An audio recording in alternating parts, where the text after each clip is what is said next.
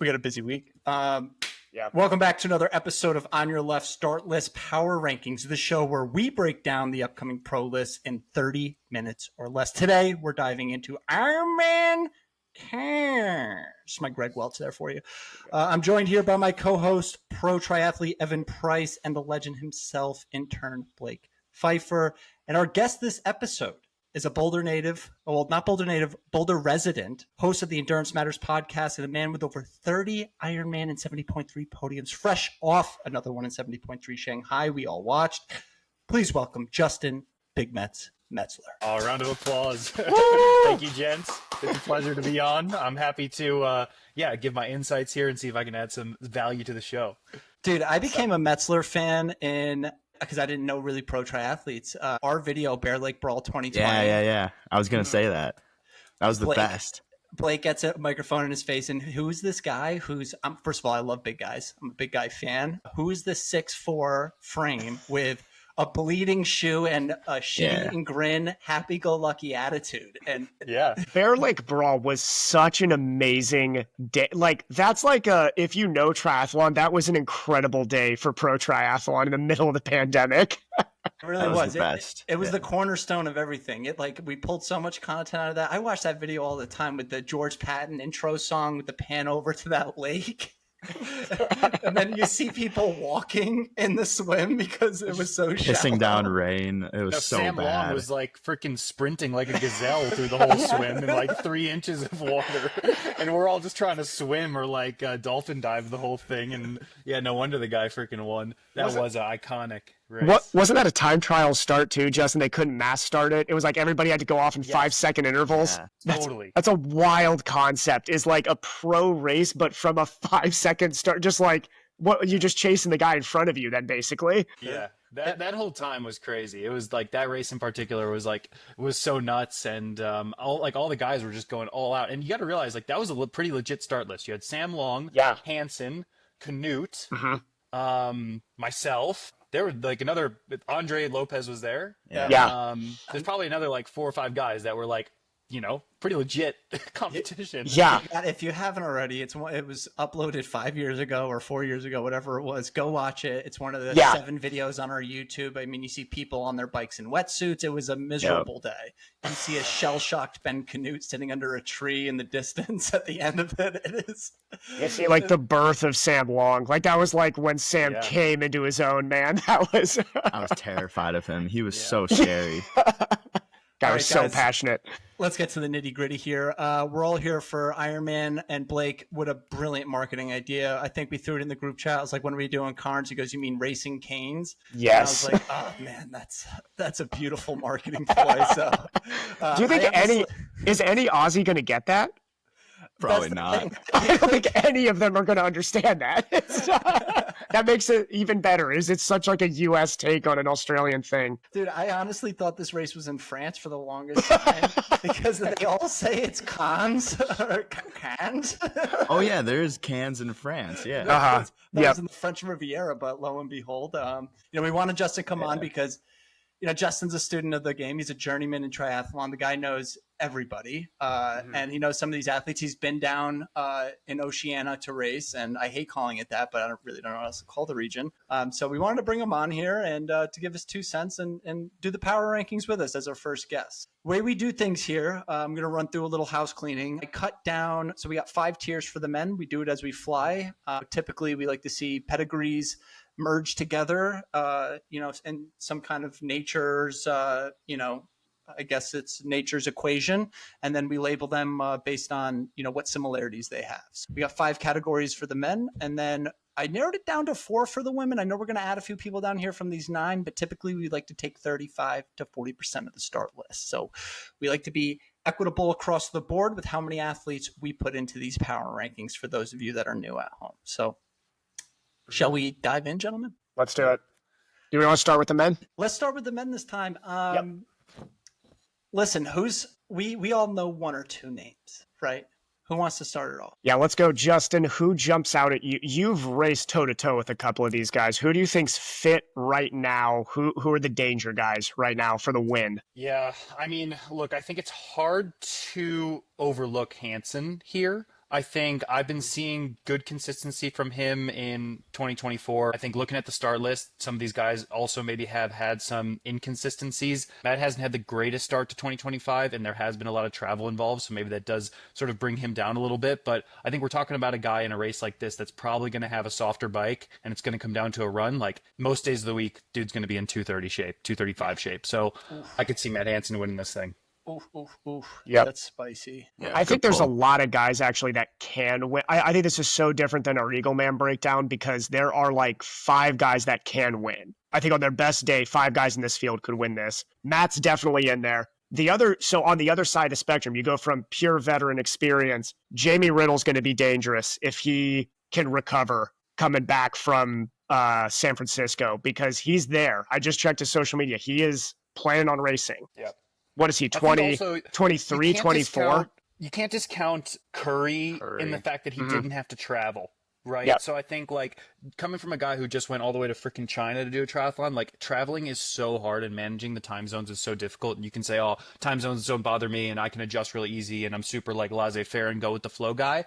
But it really does wreck you coming from America to Australia. And Jamie Riddle's gone South Africa, US, Australia. That is insane. Wild. So Yeah. looking at someone like Braden Curry, who just has to like jump across from New Zealand to Australia, like hard to overlook Short trip. the ease and comfort there.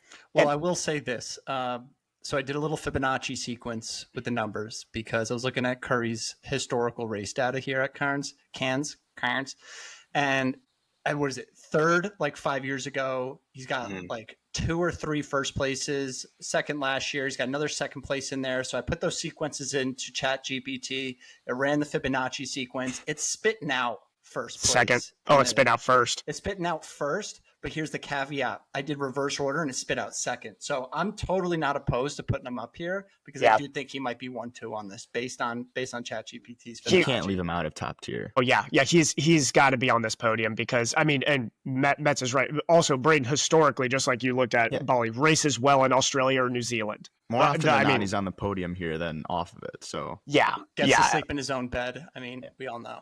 And I mean, just in Geelong, he raced pretty well in Geelong. Geelong was a stacked field. He was 7th. Geelong. Yeah, he was 7th in Geelong. That's a stacked field. I mean, it's 73. And I think he, historically, if his races... Here's the problem with Braden is Braden's always hot or cold. So it's going to be like something's going to go wrong on the bike or he's going to have his day. But I think he's hot or cold when like you got to travel and stuff. I don't think he's hot or cold that's in true. Cairns. Like, that's the thing is as long as he's in Australia or New Zealand, because a lot of these guys are like that. This is why I feel like I was going to make this point with the men's field is there are no like average or bad Australian pro men because it is hard to get a pro card in Australia, especially compared to America.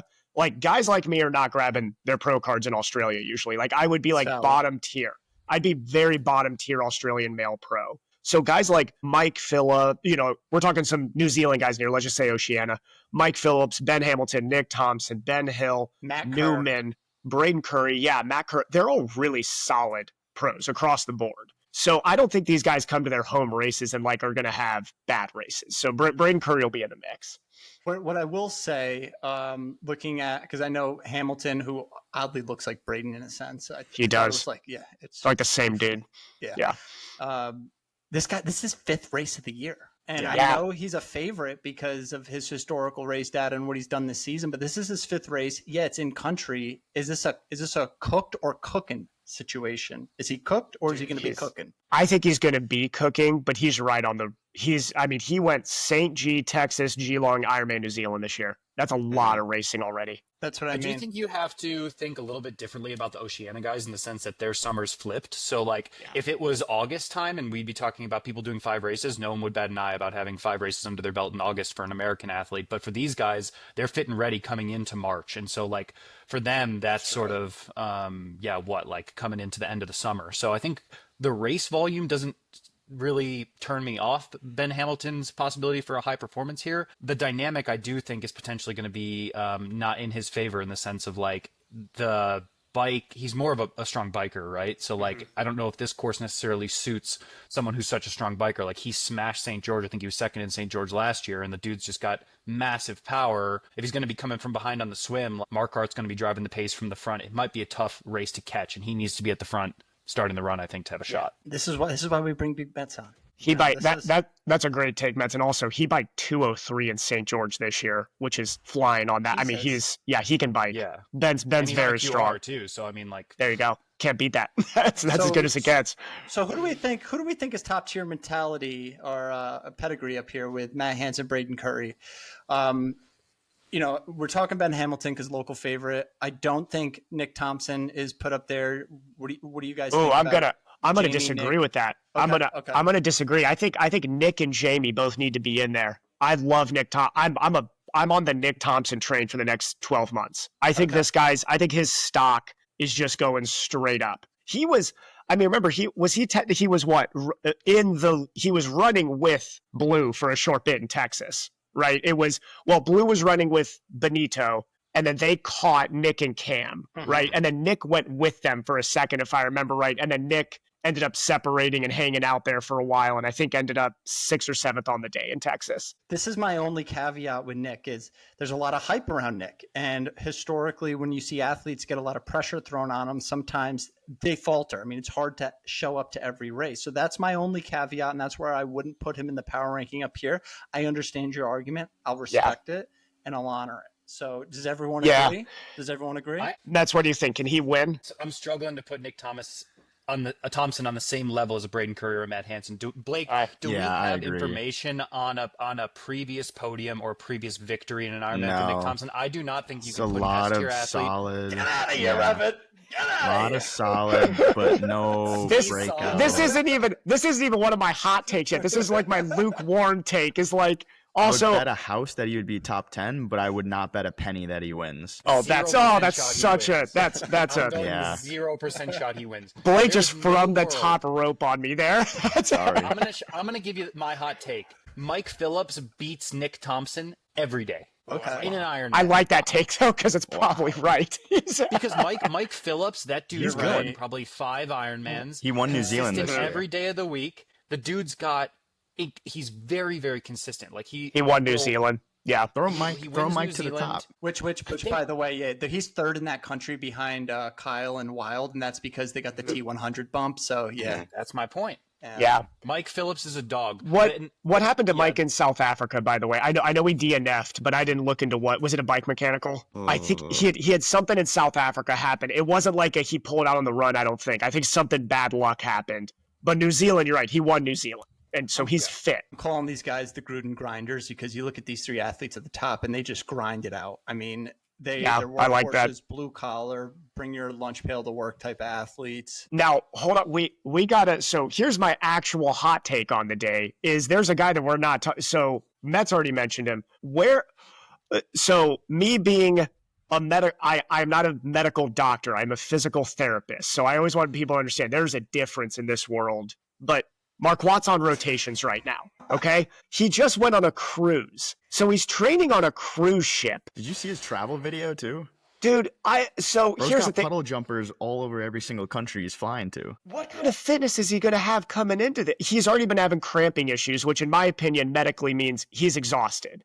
I know it's not a sodium imbalance, not anything like that. He's just not sleeping enough, training too much, and under-recovered is what it is. So it's a cook versus cooking type of situation. Yeah, so what is he going to do? Come over to Cairns and all of a sudden grab, his quads are going to cramp during this. I mean, the guy had a stellar day in Texas at 15th, in my opinion, for what he's doing right now, like how he's having to train. But there's no way he factors into this podium, right? I'm leaning towards tier 3. Down. Okay, I'm glad that I'm not getting roasted for this right now. Because also, I like the guy. He's tough as nails. I mean, but there's no way his body can be ready for an Ironman off what he's doing travel-wise right now.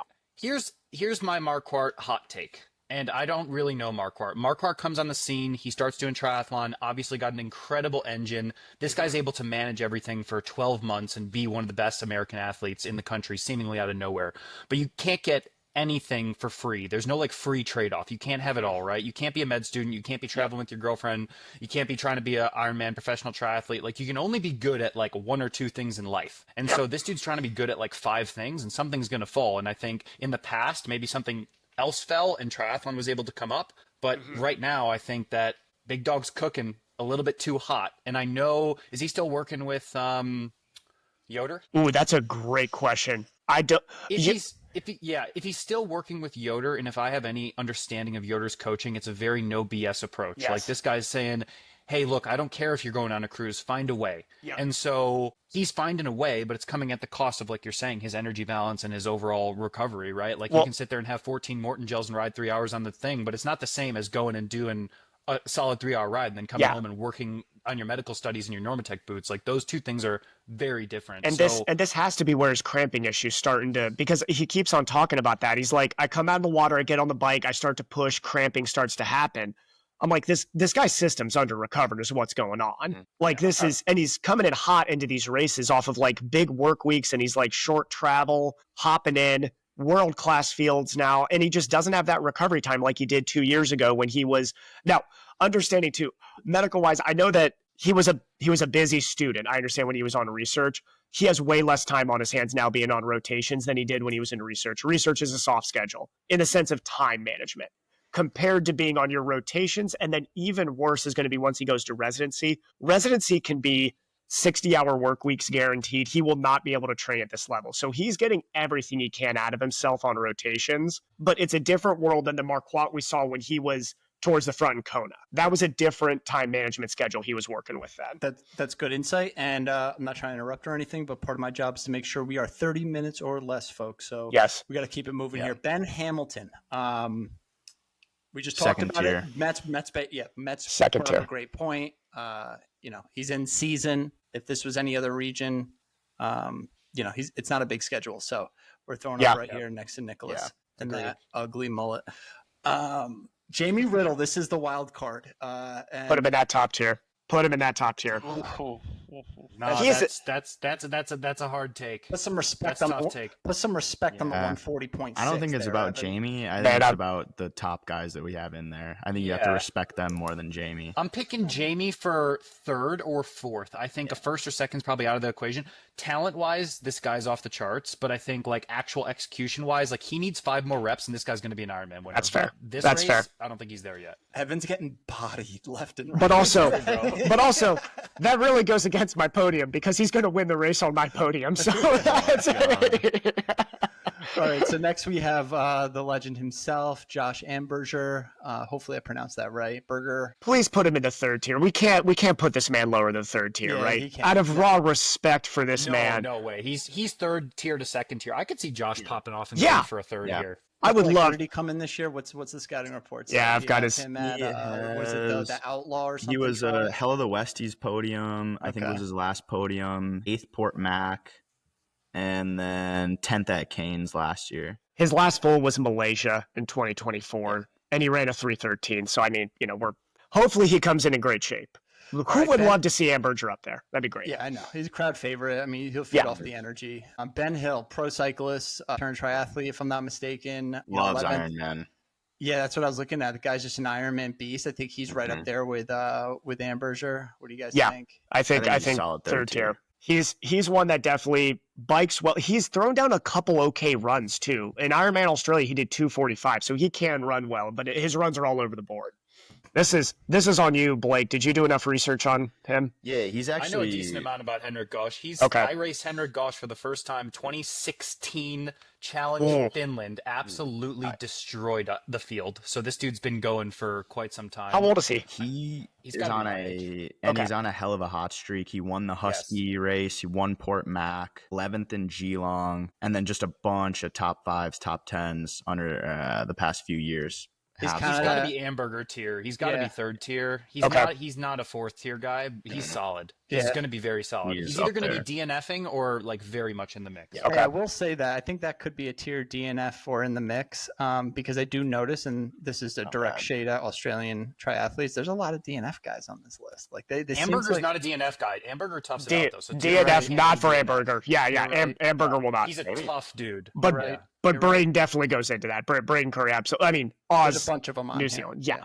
I do see a lot of DNFs there too. Mitchell Kirby, Blake's notes, super solid. Top Top 10 yes. every Ironman past few years. What else we got on this guy? I met this guy back in Andorra. Very, very solid. I mistook him for Josh Amberger actually because I didn't think there was another Aussie racing it. Just all around classic guy. He raced top this course 10s at everything. He raced this course great last year too, Blake. He was 7th and went 50, 415, 246. I mean, he's no joke. I think I hate to do it, but I think this is the play. What do you guys think? Yeah, I mean, I agree with that. Well, I almost want Mitch up a level, but yeah, I think that's fair based Really? on Okay. past results. No, Now we gotta talk about this next guy quick because I know we're running up Dude, on the I love 30 this. minutes here. I'm high on this guy. I think Max he took a year Hummerle. off. Yeah, I think he took a year off last year, either due to injury or just a break. But 28th at Nice 2 years ago, 8th Lake Placid, 7th Austria. Like every Ironman he starts, he'll be in the top 10. I remember him from Placid too. Yeah, he's strong. Very good biker too. Yeah. I'm doing almost paradise for this one because they're almost right there as, they're almost paradise here. We should put rock and roll Coochie Coo. Where'd you put, where's Max Newman falling in? Where did he get? Is Newman on there? He's off. Yeah. Oh, is he out? Yeah. Can't get your hopes up for Newman. God, I know. Man. Yeah. Oh man, I did way too much Newman research then. If he's out, I was trying to do a hot take on Newman. All right, so then we got Matt Kerr, age group guy. Yep. Turned pro. Just straight journeyman, dude. Matt Kerr across the board. So, I mean, he was 16th in Texas. That's not a bad day. Like 16th in Texas, 13th in New Zealand, but he's definitely in this field. We're talking down the tiers, but top of the 4th tier. All right. Jared Osborne, what do we got? 9th at Geelong, 21st Good. Texas. Solid Aussie guy. Okay, we're I think based on age alone, Matt Kerr goes above him. Can't think of a tier name on this, guys, for the third one. Kerr's got the better runs too, so I think that's important. They're just tall. strong, Who's this dude. guy again? This is Mitch Kirby. These Yeah. two are tall. I can't even see it. All right. They're all pretty big. Those guys are just beasts. I was gonna say. This is what we do. I was gonna say like fifth round NBA draft picks is what is that. All right, guys, that's the men's. We went a little over on that, but I think it was warranted with the top there. Top people. So we spent our whole time for Eagle Man arguing over the women's field too. So we're just trying to even time out here. Exactly. Okay, so there are a few names on here that we could put in the top tier immediately. I think we're all in agreement. La is one of them based on her recent performances, right? Okay. Now, What Metz. is her nationality again? Dutch, yeah. Okay. Mm-hmm. P-Wag. I mean, you team, got to I put believe. Hannah Berry up there as Yeah. well. I feel like Reigning champ. Australia, New Zealand, sort of like she's got to be top Aussie or New Zealand athlete. She's especially defending over iron champ. distance. Yep, Yeah. defending champ. Has Jeannie raced Hannah Berry much? Metz? I think a decent amount. I She's think raced Hannah a Berry's lot. Just, like sort of an all-rounder. You know what I mean? I think she's just going to be really consistent. I believe Hannah Berry is getting coached by Ben Reisel as well, and a lot of the Ben Reisel athletes are just hot right now. So I could see her just going super well. She's going to have a good plan. She's going to be fit. Like, she's not going to rock up if she's not in good shape. I think she got a little bit drawn towards some of the T100, which would be a distraction from the Pro Series. It seems like this year she's like focused and being like, I'm a Pro Series girl and I'm here to attack this. I'm not going to get distracted by T100 this or these fancy objects. And she does look strong across the board. You're right. They're not. I mean, good swimmer, pretty strong biker, and then backs it up with decent runs. Like when she won Cairns, she ran a 3:04. So that's she's good across all three. She doesn't exactly have a weapon in any three. It seems like just looking over her historical results, but she's going to be there all day in the mix. Yeah, I think she's not like a Lottie who's going to swim and bike, you know, and just be like way off the front, potentially have 10 minutes starting the run and then be able to run 3 hours and maybe win. I think Hannah Berry is going to require strong swim, strong bike, and a 2:52. Yeah. And that gets her the win. Well, and this is they're both going to have to be careful with Kylie Simpson because Kylie ran very fast in Cairns, 2:56 in the past. So Kylie can run for sure. Jackie has to go up there too. Yeah. Top. Yeah. So Jackie, but the thing to me is Jackie and Kylie. Jackie's the better biker, but like Jackie and Kylie are both the danger women on the run. They're going to be They very disrespected her dangerous. with a 9th bib number. I'm worried about Jackie. Can I just Yeah, say why? let's for hear a it, second? Metz. Let's hear some inside. I'm worried about Jackie right now in the same way I'm worried about Hansen on the men's side. They're doing this because they have to, not because they want to, right? Yeah. Hansen had issue at Ironman South Africa. He didn't score the points that he wanted there. Now he has to go to Cairns. Now you look at someone like Jackie. She goes to Frankfurt or whatever it was, Hamburg. She gets a flat tire. She has to go to Cairns. She doesn't want to be there. No. So like doing an Ironman, I think we all like take for granted how difficult these things are. Like these take so much emotional and mental focus. Ironman's hard when you want to. It's not a 73. Exactly. You know, a 73, you could fly across the world and just make it happen. An Ironman, you're right, you cannot. Like Rock up like and I get like 20, Ironman, 200 points. Yeah. Totally. She's just there at this point, I think, to round out the Pro Series. And what is the Pro Series about? It's about money. So anything that's backed by financial motivation in triathlon oftentimes doesn't go super well. So I think jury's out on that. She could pop off and win. She's got the talent to do it, but I think psychologically she's going to have to wrap her head around doing an Ironman when she thought she was going to be on a break right now, you know? I like that. Has to be there. Do you guys want to put her in 2? I'm just here so I don't get put her in fined. 2. Maybe the title doesn't want to be there. I'm just here so I don't get fined. That's I'm just here so I don't get fined. Yeah, That's there you go. 100% the Marshawn Lynch. Yeah. All right, we got 5 minutes left, guys. Okay. I think you leave Jackie in that category alone almost. And then I think Yes. Yeah, and then that's the like third, because I think it's like podium hitters. Like I like Kate, I like pretty much every like Reagan, Penny, and Rebecca. I think all are like top 5 podium people. Yeah. Podium hitters. Well, because I mean, like, I do forget. Rebecca Clark is another like solid kind of across the board. Same with Kate. Yeah, very good swimmer, Rebecca. But then kind of, and Kate's kind of that same. You know what's the name we don't have on here? Not to distract us for a second. Charlotte McShane. I'm sure you all remember from ITU days. She raced ITU for years and years. I have her stat book here. 2013 U23 ITU champ. Yeah, can't take that away from her. 12 years ago. The MTR Aussie World Championship team. And was 6th at Port Mac and 12th at Geelong this year. So definitely ramping up the long course stuff. Yeah, because Slater's in here as well, or yes, Penny should. Yeah. So my take on Penny Slater. Looks like Emma Pillant in this photo. She does. Yeah, she was 7th at World Champs last year. Yeah, so this is the thing with Penny is Penny got injured their summer, our off season.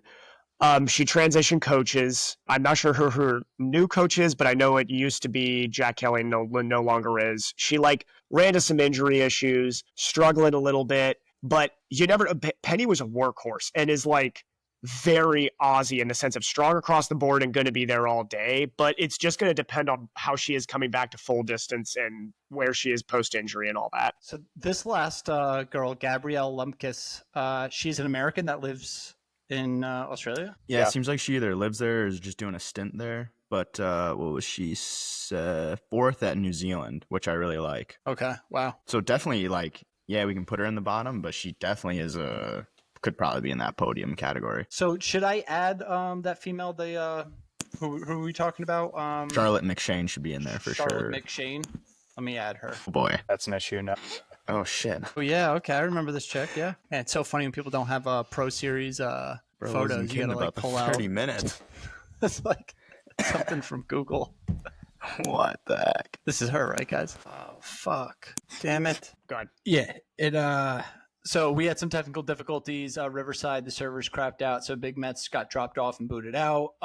We actually all did, but anyway. So last one here. It's Gabrielle. No, this isn't Gabrielle. Who's this again, Blake? Charlotte McShane, right? Yes. Charlotte. There we go. It's hard on my screen to see, but it might be Charlotte because she's an ITU kid, I think. So she's not a local American. I don't. What should we change this over to? Where's Gabrielle? Is Gabrielle in the light blue there? Yeah. Yeah. Yep, that's what I thought. Unproven. At least. What's Gab's? Wow, no, Gabrielle is not unproven though. Damn, 4th at New Zealand. You could say on the up and up because I mean they are kind of. I mean Gabrielle especially is upswing on her way up for sure. Definitely upswing. All right, there we go. The power rankings with a little bit of technical difficulty for our second episode. Powered through it though. Unfortunate, That's okay. but we did it, guys. We were very close to that 30-minute mark. We were about as close as we're gonna get. Yeah, let's end it here in a little Aussie mode. I completely blew that at the beginning. So, 1, 2, 3. Aussie, Aussie, Aussie, Oi, oi, oi, oi. Aussie, Aussie, Aussie. Oi, oi, oi, oi. Aussie, Aussie, Aussie, Aussie. Oi, oi, oi. Yes. Thanks, guys. Before we went on, we knew 3 was just obnoxious enough. That was perfectly obnoxious. That was just enough to everybody's I like, thought it was just 2. just end this. Shout out Big Metz too. Yeah, shout out Big Shout out Metz for Big Metz. dealing with that. Thank you, Thanks, Matt. guys. Yep.